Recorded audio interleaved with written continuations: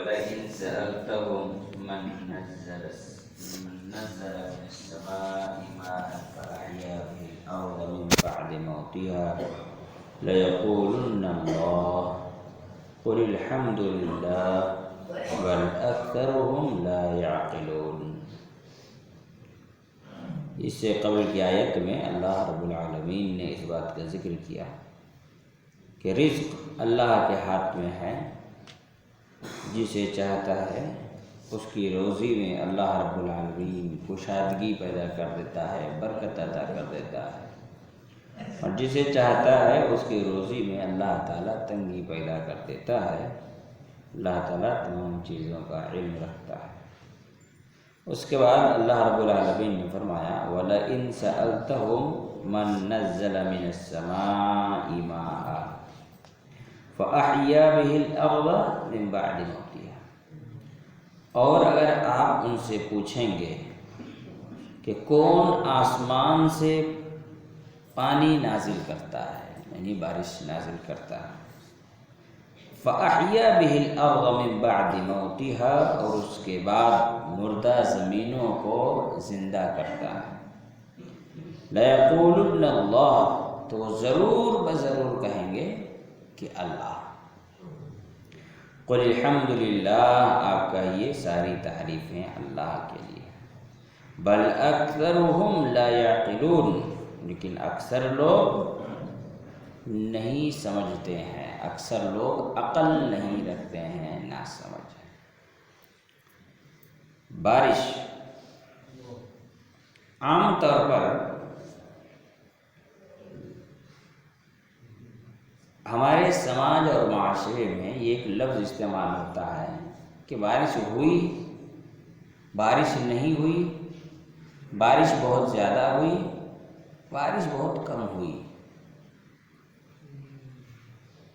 ایسا کہنا غلط تو نہیں ہے کہ بارش ہوئی، لیکن ایک مومن کے دل میں ہمیشہ یہ بات ہونی چاہیے کہ بارش خود بخود نہیں ہوا کرتی، بلکہ اللہ رب العالمین بارش کو نازل کرتا ہے، اور بارش کے کم و زیادہ ہونے میں اللہ رب العالمین کا اختیار ہے۔ ان اللہ عنده علم الساعة وينزل الغیث ويعلم ما في الارحام۔ اللہ رب العالمین نے فرمایا کہ بے شک اللہ تعالیٰ کے پاس قیامت کا علم ہے، اور بارش کے نزول کا، اور ماں کے پیٹ میں کیا ہے اس بات کو اللہ رب العالمین جانتا ہے۔ بارش کا نازل ہونا یہ اللہ رب العالمین نے اسے غیبیات میں سے کہا ہے کہ بارش کب ہوگی، کتنی ہوگی، کہاں ہوگی، نہیں ہوگی، کیسے ہوگی، اس بارش سے کس کو فائدہ ہوگا، اس بارش سے کس کو نقصانات ہوں گے، ان سب چیزوں کا علم اللہ رب العالمین کے پاس ہے۔ کوئی اگر یہ کہے کہ ابھی جو کیا کہتے ہیں پیشین گوئی ہوتی ہے، فورکاسٹ جس کو بولتے ہیں، اسے بتایا جاتا ہے کہ جی 2 دن تک بارش کے ہونے کے امکانات ہیں، 2 دن بعد طوفان آنے کے امکانات ہیں، یہ کیسی بات ہے؟ آپ تو کہتے ہیں بارش کا علم اللہ کو ہے۔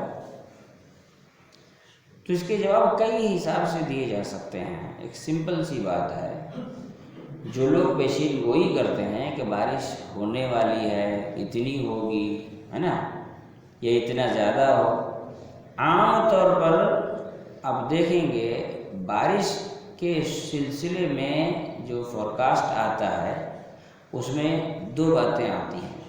ایک بارش ہونے کا امکان ہے، امکان کی بات ہونا الگ ہے، اور بارش ہوگی اس کا یقینی بات کیا جانا الگ ہے۔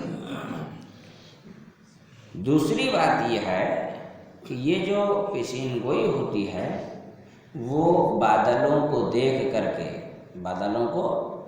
کر کے کہ یہاں فلاں جگہ بادل ہے نا، یہ بادل جس اسپیڈ سے جا رہے ہیں، جس طرح سا ماحول نظر آ رہا ہے، جبکہ اب دیکھیں گے کہ اللہ رب العالمین ان تمام چیزوں کو اس اعتبار سے مینٹین کرتا ہے کہ کبھی کبھی بارش کے ہونے کے امکانات زیادہ بتائے جانے کے باوجود بارش نہیں ہوتی ہے، اور کبھی کبھی کم امکان بتائے جانے کے باوجود زیادہ بارش ہوتی ہے۔ بارش میں اکثر یہ ہوتا ہے کہ بارش ہونے کے بعد اگلے 2-3 دن کے بارے میں بتایا جاتا ہے، پہلے سے نہیں بتایا جاتا ہے کہ 4 دن کے بعد سے بارش ہونے والی ہے۔ رہی بات طوفان کی، وہ تو سمندر میں اٹھنے کے بعد بتایا جاتا ہے کہ جس تیزی سے چل رہا ہے فلاں جگہ تک اتنے دن میں پہنچ سکتا ہے، اس کے اٹھنے سے پہلے نہیں بتایا جاتا۔ بارش کے نزول کو اللہ رب العالمین نے اپنی قدرت کی نشانی کہا ہے۔ کیا کہا؟ اگر آپ پوچھیں گے کہ کون آسمان سے بارش نازل کرتا ہے اور اس پانی کے ذریعے سے مردہ زمین کو زندہ کرتا ہے، تو اس آیت میں بارش کو اللہ رب العالمین نے اپنی قدرت کی نشانی کہا، اپنی طاقت کا مظہر کہا، کیونکہ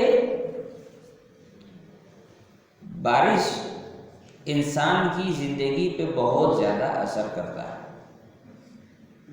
یہی وجہ ہے کہ جب بارش نہ ہو تو شریعت اسلامیہ یہ حکم دیتی ہے کہ اپنے گھروں سے لوگ نکلیں، میدان میں اکٹھا ہوں اور صلاۃ الاستسقاء یعنی بارش مانگنے والی نماز ادا کرو۔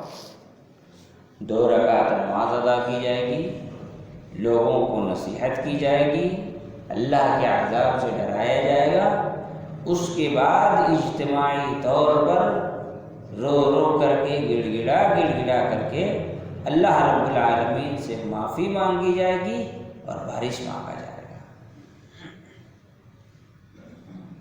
اس بات کو یاد رکھنا چاہیے کہ بارش اللہ رب العالمین سے میدان میں اکٹھا ہو کر استسقاء کے ذریعے سے، صلاۃ الاستسقاء کی ادائیگی کے ذریعے سے مانگنا، یہ رسول اللہ صلی اللہ علیہ وسلم کی ایک عظیم سنت ہے۔ عربوں میں آج بھی یہ ماحول ہے کہ جب تھوڑی سی گرمی زیادہ ہو جاتی ہے تو فوراً وہ استسقاء کی نماز پڑھتے ہیں، اور اکثر دیکھنے میں آیا ہے کہ نماز کا بارشیں ہوتی ہیں۔ اللہ کے رسول صلی اللہ علیہ وسلم خطبہ دے رہے تھے، ایک صحابی آئے، اگر کہا ایسے کھڑے ہو کے خطبے کے بیچ میں، اللہ کے رسول صلی اللہ علیہ وسلم بہت گرمی پڑ رہی ہے، راستے میں گھر سے نکلنا مشکل ہو گیا ہے، پانی نہیں، جانور مر جائیں گے، کھیتیاں خراب ہو جائیں گی، دعا کیجیے۔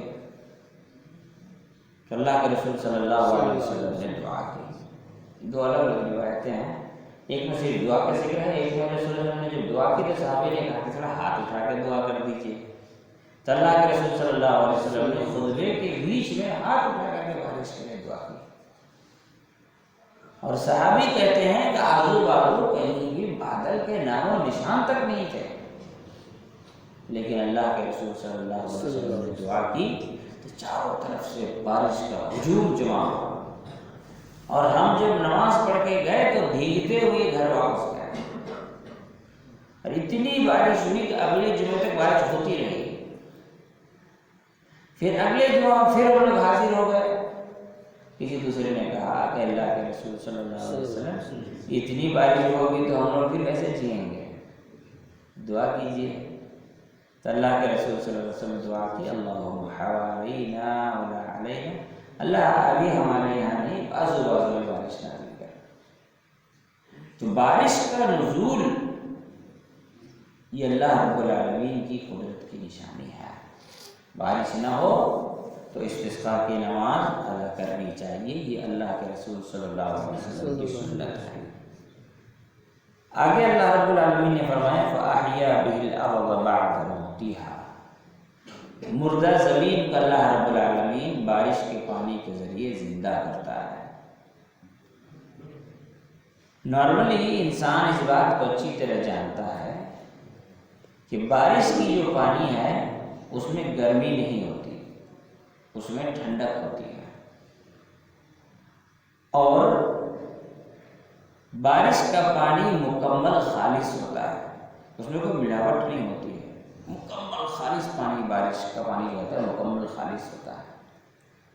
تو ایسی صورت میں اگر کوئی انسان کھیت میں بورنگ کا پانی، کنویں کا پانی یا کوئی دوسرا پانی ڈالتا ہے تو زمین کے اندر جو جان آتی ہے بارش کے پانی میں، اس سے کئی گنا زیادہ پاور ہوتا ہے زمین میں جان آنے کے سلسلے میں۔ بارش کا پانی اللہ رب العالمین نے قرآن مجید میں اسے دوسرے جگہ پر اپنی قدرت کی نشانی کے طور پر دوسری بات بتائی کہ یہ مردہ زمینوں کو زندہ کرنے کا ذریعہ ہے۔ مردہ زمین کو زندہ کرنے کا ذکر کر کے اللہ تعالیٰ اس بات کی طرف اشارہ کر رہا ہے کہ جب ہم بارش کے قطروں کے ذریعے سے مردہ زمین کو زندہ کر سکتے ہیں تو مردہ انسانوں کو زندہ کرنا ہمارے لیے کوئی بڑی بات نہیں ہے۔ یہی وجہ ہے، آپ دیکھیں گے امام شیخ عثیمین رحمہ اللہ نے الاصول الثلاثہ کی شرح میں اللہ رب العالمین ایمان کے بارے میں لکھے ہیں، ایمان کے 6 اجزاء ہیں، اس میں سے مرنے کے بعد دوبارہ زندہ کیا جانا، اس کی دلیل کے طور پر اس بات کا ذکر کیا ہے کہ اللہ رب العالمین مردہ زمین کو جب زندہ کرنے کی طاقت رکھتا ہے تو مردہ انسانوں کو دوبارہ زندہ کرنے کی طاقت کیوں نہیں رکھتا؟